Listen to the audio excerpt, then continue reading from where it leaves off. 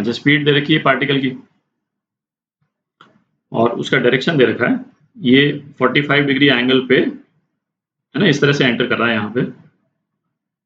क्या पूछा है, particle leave the region of the field at point F, है ना, यहाँ से एंटर किया, एफ पॉइंट से निकल गया, EF डिस्टेंस पूछा और एंगल थीटा पूछा है। अच्छा, अब इसमें राइट हैंड थंब रूल लगाएंगे तो मैग्नेटिक फील्ड के कारण पार्टिकल पे जो फोर्स लगेगा इस डायरेक्शन में लगेगा, ठीक है। तो पार्टिकल जो है वो सर्कुलर मोशन करेगा और ये पार्ट सर्कल जो है वो तो मैग्नेटिक फील्ड के अंदर ट्रैवल करेगा और फिर उसके बाद में मैग्नेटिक फील्ड से बाहर आ जाएगा। और ये जो कर्व पोर्शन है वो बेसिकली एक सर्कल का पार्ट है, ठीक है। तो इस सर्कल का रेडियस क्या होगा, जिस सर्कल का ये पार्ट है, हमको मालूम है जो फोर्स मैग्नेटिक फील्ड प्रोवाइड करता है वो सेंट्रीपिटल फोर्स के रूप में काम करता है, ठीक है, सर्कुलर मोशन में mv²/r, और ये कितने के बराबर है, QVB, ठीक है। तो रेडियस जो हो गया इस सर्कल का, रेडियस हो गया mv/QB, ठीक है। तो इसका मतलब इस सर्कल का रेडियस जो है वो यहाँ पे कहीं पे है, ठीक है, यहाँ पे कहीं पे है। और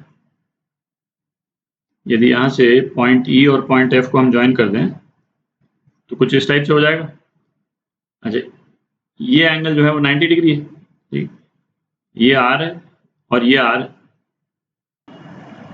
अब चूंकि ये कर्व पोर्शन है वो तो एक सर्कल का पार्ट है, तो सर्कल का पार्ट है ना, तो जिस एंगल पे पार्टिकल एंटर कर रहा है उसी एंगल से निकलेगा, है ना, ये तो क्लियर है क्योंकि ये सर्कल है, ये जो एग्जिट वाला जो वेक्टर है वो भी R पे 90 डिग्री बना रहा है और जो एंट्री वाला जो वेक्टर है वो भी R पे 90 डिग्री बना रहा है ना, तो ये वाला एंगल भी जो है आपका 45 डिग्री हो गया, ठीक है।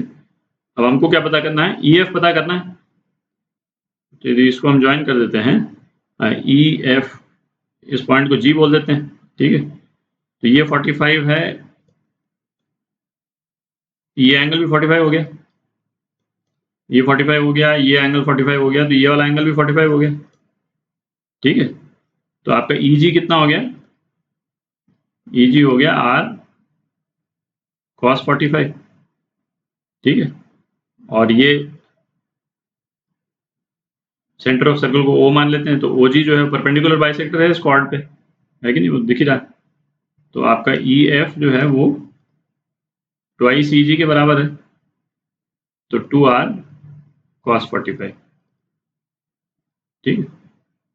तो R यहाँ पे दे रखा है, इसमें हर चीज की वैल्यू अपने को मालूम है, मास की वैल्यू दे रखी है, मास, वेलोसिटी, Q और B, है ना, 2R cos 45, इसको आप निकालेंगे तो 0.14 मीटर आएगा, है ना, बेसिकली √2/10 आता है, तो 0.14 मीटर, ठीक है। अब इसका बी पार्ट करते हैं। अब क्या बोल रहा है, यदि फील्ड का डायरेक्शन हमने चेंज कर दिया, ऊपर की तरफ कर दिया, है ना, अभी फील्ड जो है वो पेपर के थ्रू अंदर की तरफ जा रही थी और फील्ड का डायरेक्शन हमने चेंज कर दिया, तो find the time spent by particle in the magnetic field after entering E. तो मैग्नेटिक फील्ड का डायरेक्शन चेंज कर दिया तो बेसिकली इसका जो डायरेक्शन ऑफ रोटेशन है वो चेंज हो जाएगा, क्योंकि अभी जो है इस पे फोर्स लग रहा था इस डायरेक्शन में, इस डायरेक्शन में फोर्स लग रहा था ना, जब मैग्नेटिक फील्ड का डायरेक्शन ये हो जाएगा तो राइट हैंड थंब रूल आप लगाइएगा, है ना, B क्रॉस B कीजिएगा, तो फोर्स का डायरेक्शन जो है वो ये हो जाएगा, ठीक है, FB जो है वो इस डायरेक्शन में हो जाएगी। तो पार्टिकल जो जो सर्कल करेगा पार्टिकल, वो अब इस टाइप से सर्कल करेगा, आप देख लें, इस टाइप से सर्कल करके और यहाँ से फिर बाहर निकलेगा। तो ये डायग्राम बना लेते हैं, है ना, क्लियर हो जाएगा बिल्कुल। बेसिकली डायरेक्शन रिवर्स हो गया पार्टिकल का। तो मैग्नेटिक फील्ड का डायरेक्शन अपन ने चेंज कर दिया, इसमें मैग्नेटिक फील्ड जो है वो स्क्रीन से या पेपर से बाहर आ रही, ठीक है। और ये वाला जो पॉइंट है ये पॉइंट E है, तो अब जो है पार्टिकल इस तरह से रोटेट करके यहाँ से बाहर आ रहा है, ठीक है, और फील्ड तो पूरी है, ठीक है। अच्छा, ये एंगल तो अभी भी 45 डिग्री है, ठीक है। अच्छा, ये सपोज सेंटर है इसका, किसका, ये सर्कल का रेडियस, सर्कल का सेंटर है, इन दोनों पॉइंट्स को ज्वाइन कर देते हैं। अपने को ये एंगल यदि मालूम चल जाए तो अपने को मालूम चल जाएगा कि कितना पोर्शन जो है वो पार्टिकल मैग्नेटिक फील्ड के अंदर कौन सा कितना बड़ा एंगल जो है वो ट्रैवल कर रहा है। तो ये 45 है, ये 90 डिग्री, ये भी 90 डिग्री, तो ये एंगल कितना हो गया 45 डिग्री हो गया। तो ये एंगल भी 45 डिग्री हो गया, ठीक है ना, आइसोसेलेस ट्रायंगल है, ये एंगल 45 डिग्री हो गया। तो ये वाला जो एंगल है, बीच वाला एंगल, ये कितना हो गया, ये 90 डिग्री हो गया, ठीक है। तो बेसिकली कितना पोर्शन सर्कल का पार्टिकल जो है वो अंदर रहा मैग्नेटिक फील्ड के, सर्कल का पूरा पोर्शन जो है वो उसका एंगल 2 पाई है, उसमें से पार्टिकल ने π/2 पोर्शन जो है वो सर्कल के अंदर, सर्कल मतलब नहीं कवर किया, ठीक है, ये वाला पोर्शन जो है। तो ये कितना हो गया 3π/2। तो ये एंगल जो है आपका 3π/2 है, ठीक है। तो पार्टिकल ने कितना फ्रैक्शन जो है वो मैग्नेटिक फील्ड में ट्रैवल किया, फ्रैक्शन f बोल देते हैं इसको।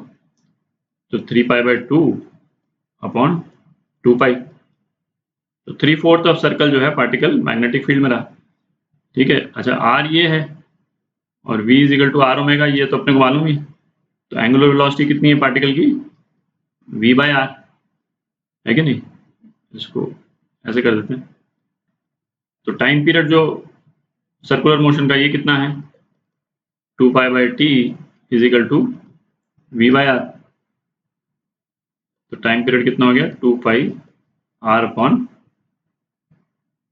v, ठीक है।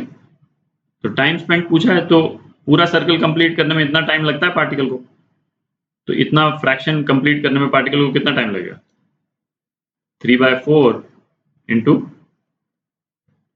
2πr/v, ठीक है। तो r की वैल्यू आपको मालूम ही है, इनवर्ट ये v कैंसिल भी हो जाएगा, तो आप इसको लिख सकते हैं 3/4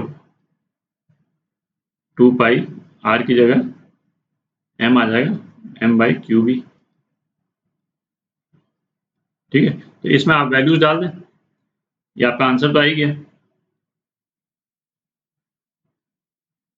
ठीक है। तो इसकी वैल्यूज आप डाल दीजिएगा, तो टाइम पीरियड इतना आ जाएगा आपका 4.7 इंटू 10⁻⁻8 सेकेंड आ जाएगा, ठीक है। तो ये आपका आंसर।